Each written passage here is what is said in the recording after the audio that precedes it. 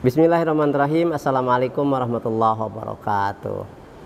Innal hamdalillah nahmaduhu wa nasta'inuhu wa nastaghfiruh wa na'udzu billahi min syururi anfusina wa sayyiati a'malina. May yahdihillahu fala mudhillalah wa may yudlilhu fala hadiyalah. Asyhadu an la ilaha illallah wahdahu la syarikalah wa asyhadu anna Muhammadan abduhu wa rasuluh. Allahumma shalli wa sallim wa barik ala sayyidina Muhammadin wa ala alihi wa ashabihi ajmain. Qala ta'ala a'udzu billahi minasyaitonir rajim. Ya ayyuhalladzina amanu taqullaha haqqa tuqatih wa la tamutunna illa wa antum muslimun. Amma ba'd. Pemirsa renungan hati seputar Papua TV yang sama-sama mengharap ridho Allah Subhanahu wa taala, kita bersyukur kepada Allah bahwa sampai detik ini Allah masih memberikan berjuta-juta kenikmatan, nikmat iman, nikmat Islam, nikmat kesehatan, nikmat kesempatan, yang dengan nikmat-nikmat itu kita bisa menjalankan ibadah saum Ramadan di hari ke-18 ini dengan baik. Baiklah, di kesempatan ini kita akan coba menjelaskan perkara-perkara yang menjadi kebutuhan dan keinginan kita setiap muslim. Bicara tentang kebutuhan biasanya adalah sesuatu yang sering diucapkan, seakan-akan ya, gambaran hati itu terlihat dari apa yang sering dikatakan oleh lisan kita. Jadi kalau lisan kita sering mengatakan sesuatu, maka itu bisa jadi gambaran hati dalam kehidupan kita. Karena itu berhati-hati dengan ucapan. Kalau sering kita mengungkapkan tentang sesuatu, maka sesungguhnya itu adalah gambaran hati kita. Misal, kalau kita ini bicara, yang kita bicarakan topiknya adalah dunia, dunia, dan dunia terus, berarti gambaran hati ini gambaran dunia. Yang kita inginkan adalah dunia. Ataupun misalkan kita, kalau pembicaraan kita topiknya, maaf, perempuan, perempuan, perempuan saja, berarti sebenarnya dalam hati kita ini adalah keinginan untuk memiliki perempuan. Nah, sejauh mana kemudian keinginan dan kebutuhan seorang muslim yang sering terucapkan dalam lisannya di tiap hari?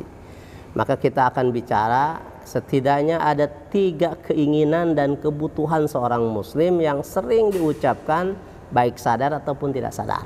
Ya. Apa sajakah itu? Yang pertama, setiap muslim tentu berkeinginan dalam hidup ini selamat, ya, selamat. Ya, mari kita perhatikan bahwa setiap kita ini pasti ingin selamat, ya. Sehingga ketika ingin selamat, hampir semua dalam kehidupan kita itu kita ingin cari selamat. Kita ingin kerja dengan selamat, ya kan? Kita kemudian melepas seseorang, biasanya kalau mau pergi mengatakan semoga selamat di perjalanan, gitu ya. Kemudian hal-hal lain juga, ya, bila kemudian ada yang terjadi maka semoga selamat. Selamat dalam bahasa Al-Quran atau dalam bahasa agama kita itu artinya adalah assalam. Assalam. Jadi assalam itu artinya adalah selamat dan sejahtera bahkan.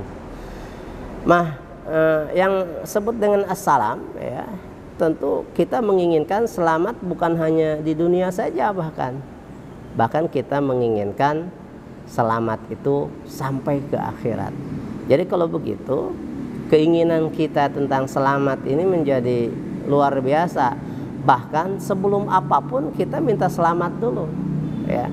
Kerja pingin selamat, mencari rezeki pingin selamat, begitu kan? Sampai kemudian ingin dunia dan akhirat kita pun selamat, begitu. Jadi selamat adalah sesuatu yang kita butuhkan dan kita inginkan, ya. Nah, yang kedua, kebutuhan dan keinginan umum selaku muslim, kita ingin hidup itu dicintai, ya, dicintai. Nah, ya, tentu kita menginginkan, ya, saling mencintai. Seorang ibu mencintai anaknya, suami mencintai istrinya ataupun sebaliknya, bertetangga hidup dalam rukun kasih sayang, ya, dan seterusnya dan seterusnya. Bahkan kemudian kecintaan ini bisa juga lintas agama sekalipun, ya kita saling menyayangi sesama kita. Nah, cinta dan kasih sayang dalam bahasa agama kita artinya adalah rahmat, gitu ya, rahmat. Dan yang pasti dimaksud adalah rahmat Allah Subhanahu wa Ta'ala. Nah, kita punya keyakinan dalam agama kita bahwa kita nanti akhirnya masuk surga pun tentu bukan karena prestasi ibadah kita. Ibadah kita ini tidak ada apa-apanya kalau dibandingkan dengan nikmat yang Allah berikan kepada kita, ya. Maka seseorang akan masuk ke dalam surga Allah Subhanahu wa Ta'ala itu bukan karena sekedar ibadahnya, tapi banyaknya adalah karena rahmat Allah Subhanahu wa Ta'ala. Nah, kalau demikian berarti yang kita inginkan adalah, ya, rahmat kasih sayang Allah Subhanahu wa Ta'ala, di mana dengan rahmat kasih sayang Allah itulah kita bisa saling menyayangi sesama kita, ya. Ya, seorang ibu penuh kasih sayang pada anaknya, suami memberikan kelemah lembutan kepada orang-orang yang menjadi tanggung jawabnya, ya. Sesama saudara ada saling menyayangi, karena itu adalah rahmat Allah Subhanahu wa Ta'ala. Jadi nomor 2 ini, ya, adalah ingin hidup kita ini berkasih sayang. Yang ketiga, ya, sahabat-sahabat Renungan Hati seputar Papua TV, yang ketiga ini adalah kita ingin hidup ini punya nilai tambah. Nah, punya nilai tambah, ya, nilai tambah artinya apa? Bahwa setiap kita tidak ingin hidupnya ya begini-begini saja, kita ingin ada tambahan, ya. Terlebih bahwa, ya, secara naluri kita ingin selalu bertambah dari sesuatu yang kita anggap baik, gitu ya. Jadi kita ingin memiliki atau ingin bertambah dari sesuatu yang kita anggap baik. Contohnya, kalau uang, harta dianggap baik, maka kita ingin harta, uang itu nambah. Ya, artinya kalau kita kaya, ingin lebih kaya. Dan kalau kemudian miskin itu dianggap tidak baik, maka tidak ada orang yang kemudian ingin hidupnya miskin tambah miskin, gitu. Jadi sesuatu yang kita anggap baik, kita ingin bertambah, gitu ya. Ilmu misalkan lagi, ilmu itu kita anggap baik, maka kita ingin selalu nambah ilmu, ya, ingin selalu nambah ilmu. Artinya tidak mau orang kemudian hidup dalam kebodohan, itu ya, bahkan kemudian nambah bodoh misalkan begitu. Maka karena ketika ilmu dianggap baik, tentu kita ingin ilmu itu bertambah. Bahkan tidak sering diantara kita selalu berdoa, Robbi zidni ilma, ya Allah tambahkan untuk kami ilmu. Berarti kenapa? Karena ilmu dianggap baik, gitu ya. Kesehatan kita anggap baik, maka orang kemudian ingin hidupnya tambah sehat. Sebaliknya sakit itu kita anggap tidak baik, maka nggak ada orang yang kemudian ingin hidup berlama-lama dalam rasa sakit, gitu ya. Nah, artinya bahwa kita ini ingin hidup ini punya nilai tambah lebih baik, ya. Nilai tambah lebih baik itu dalam bahasa kita, bahasa agama kita adalah barokah, gitu ya, barokah, gitu. Jadi yang kita cari adalah keberkahan hidup. Artinya apa? Nilai tambah baiknya itu atau nambah nilai baiknya itu selalu bertambah. Jadi ya, keberkahan hidup kita ingin tambah. Nah, kalau begitu, ya, lalu benarkah apa yang tadi saya sampaikan, bahwa apa yang sering terlintas dalam, apa yang sering terucapkan dalam hati adalah lintasan hati? Mari kita saja tanya masing-masing muslim, ya. Seorang muslim mau tidak mau sering mengucapkan 3 perkara ini: Assalam, Ar-Rahmah, Al-Barakah. 3 kalimat ini tergabung dengan sebuah kalimat Assalamualaikum warahmatullahi wabarakatuh. Ternyata ya, seorang muslim tidak pernah lepas tiap hari sering mengucapkan itu, ya, sering mengucapkan itu secara tidak sadar saja. Nelpon teman yang muslim mengucapkan Assalamualaikum. Nah, ya kan, ada yang sempurna Assalamualaikum warahmatullahi wabarakatuh. Masuk rumah, ya kan, dia ngucapin Assalamualaikum warahmatullahi wabarakatuh. Mungkin juga ada yang biasa mengisi kajian dan sebagainya, pasti memulai dengan kalimat Assalamualaikum warahmatullahi wabarakatuh. Andai kemudian seorang muslim, ya, tidak bertemu dengan sesama muslimnya, dia tidak mengucapkan Assalamualaikum. Andai kemudian dia juga tidak berceramah dan sebagainya yang tidak mengucapkan assalamualaikum misalkan, tapi seorang muslim pasti sholat, dan dalam sholat itu ternyata ada kalimat assalamualaikum. Artinya kalau kita mau hitung tiap hari itu, seorang muslim tidak bisa terhindar dari mengucapkan ini, mengucapkan assalamualaikum warahmatullahi wabarakatuh. Dan sesuatu yang sering kita ucapkan itu sesungguhnya adalah gambaran hati kita, karena memang benar kita ingin selamat, kita ingin hidup berkasih sayang, dan kita ingin hidup punya nilai tambah. Nah, pemirsa Renungan Hati seputar TV Papua, ya memang pada hukumnya, hukum dalam agama kita, ya bahwa mengucapkan salam tidak selamanya harus dijawab, gitu ya. Jadi ada kalimat salam yang perlu dijawab dan memang harus nunggu jawaban. Ada kemudian ucapan salam yang tidak perlu nunggu jawaban, gitu ya. Kita harus jelaskan di sini. Misalkan yang pertama, ada kalimat salam yang harus nunggu jawaban. Ya, misalkan, ya, ketika ya bicara tentang etika masuk ke rumah yang bukan rumah kita, maka ada etikanya, yaitu tasta'nisu wa tusallimu, ya, dipersilahkan dan ngomong dan mengucapkan salam. Ya, kita dipersilahkan untuk berkunjung ke rumah kita, kemudian kita mengucapkan salam. Dan saat mengucapkan salam ke rumah yang bukan rumah kita, kita harus nunggu jawaban dan dipersilahkan masuk, gitu ya.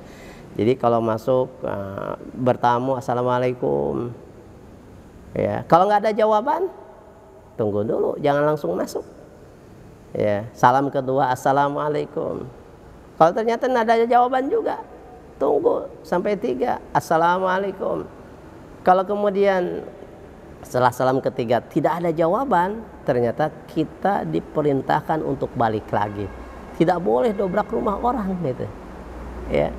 Walaupun misalkan kita tahu di dalam itu ada orang sesungguhnya, ya bisa jadi mungkin di dalam ada orang yang punya rumah sedang tanggung, maaf mungkin sedang di toilet misalkan. Sebab kalau di toilet seorang muslim tidak boleh mengucapkan lafal-lafal thayyibah atau kalimah-kalimah thayyibah, sehingga orang yang lagi di toilet tidak boleh menjawab salam.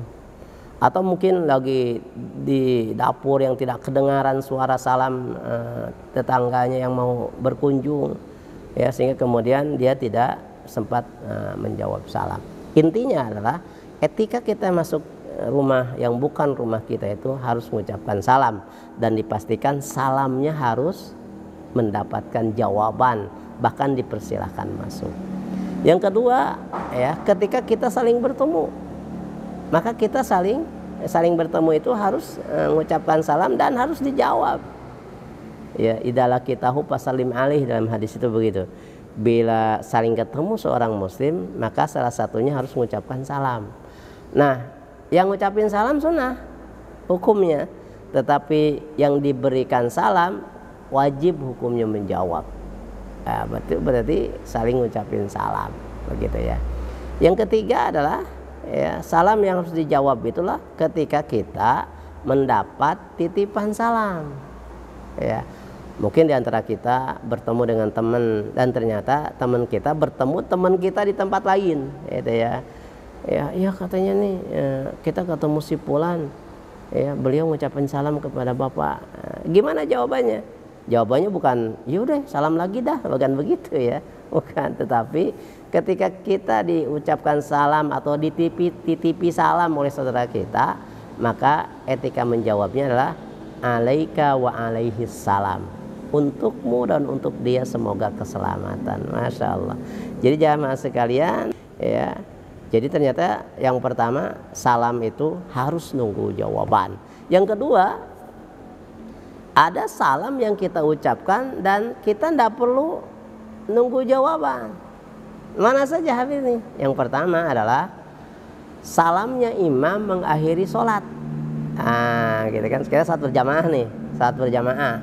Maka ketika imam secara keras mengucapkan assalamualaikum warahmatullahi ke sebelah kanan, assalamualaikum warahmatullahi wabarakatuh ke sebelah kiri, Kita yang di belakang tidak perlu jawab ya salamnya imam, tidak perlu ya. Kenapa? Karena jawaban itu adalah salam ya, salam yang tidak perlu dijawab, yang tidak perlu dijawab. Bahkan kalau dijawab sholat kita malah batal adanya. Jadi kalau begitu tidak semua salam harus dijawab ya. Semua salam harus dijawab. Yaitu pertama adalah ya salamnya imam mengakhiri sholat berjamaah. Gitu. Sama juga kalau kita salam ya waktu sholat, tidak perlu nunggu jawaban. Ya.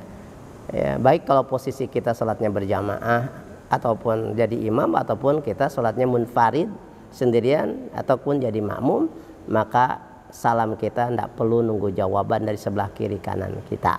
Gitu. Yang kedua ya, salam yang tidak perlu nunggu jawaban adalah ya salamnya kita masuk ke rumah kita sendiri. Ya rumah kita ini bukan berarti rumah milik kita saja, tapi rumah peruntukan kita. Mungkin kita kontrak rumah, maka itu peruntukan kita. Atau kita dapatkan rumah dinas, maka itu juga rumah peruntukan kita. Maka saat kemudian kita ngucapin salam ke rumah yang memang peruntukan kita, maka kita pun ya disunnahkan untuk ngucapin salam. Hanya tidak perlu nunggu jawaban, gitu ya. Apalagi kalau misalkan kuncinya kita bawa, menunjukkan bahwa tidak ada orang di dalam, ya tidak ada orang di dalam. Maka ketika kita akan masuk rumah, assalamualaikum, tidak perlu keras-keras, tidak perlu kemudian disyaratkan harus terdengar oleh orang di dalam. Apalagi kalau ternyata memang tidak ada orang di dalam rumah kita, ya. Fasallimu ala anfusikum. Ya, ucapkan salam dalam hatimu, kata dalam Al-Quran itu. Maka dengan demikian salam ke rumah yang sudah rumah kita ataupun rumah peruntukan kita, kita tetap harus mengucapkan salam dan tidak perlu nunggu jawaban salam. Ya, sekali lagi apalagi kalau kemudian rumah kita ini kuncinya kita bawa. Ya, kalau kemudian malah ngucapin salam ada yang jawab, kita malah kemudian takut untuk masuk ke rumah kita, itu ya. Itu yang kedua. Yang ketiga ya, yang harus kemudian kita ngucapin salam itu dan tidak perlu nunggu jawaban adalah salamnya kita ketika masuk pekuburan muslim. Masya Allah ya, ternyata seorang muslim ketika sudah wafat sekalipun dia masih punya hak untuk diucapkan salam oleh orang yang hidup. Ketika kita masuk ke kuburan muslim itu kalimatnya assalamualaikum ya ahlad diyar minal muslimina wal mu'minin wa inna bikum lahikun. Salah satu redaksinya seperti itu. Selamat sejahtera wahai penduduk kubur dari kalangan muslim dan mukmin. Ya, dan sesungguhnya kami pun dalam waktu yang tidak lama lagi akan menyusul kalian. Nah, salam kita masuk pekuburan muslim tidak perlu nunggu jawaban. Ya akan aneh kalau kemudian kita masuk ke pekuburan muslim kemudian ada yang jawab salam. Nah di bab yang ini sesungguhnya juga bicara lain ya, bicara lain dalam artian begini. Ternyata jika ada perbedaan di antara kita, jangan sampai menyebabkan kita tidak mau mengucapkan salam kepada sesama kita yang muslim. Ya, jadi kalau ada perbedaan pendapat dalam masalah-masalah fikih misalkan, tidak boleh menyebabkan kita ya mengurungkan niat untuk mengucapin salam. Ya, sahabat-sahabat sekalian, saya kira tidak ada perbedaan yang lebih jauh ketimbang hidup dan mati. Ternyata seorang muslim ketika sudah mati sekalipun yang perbedaannya begitu jauh, dia masih punya hak untuk diucapin salam oleh kita yang masih hidup. Ya.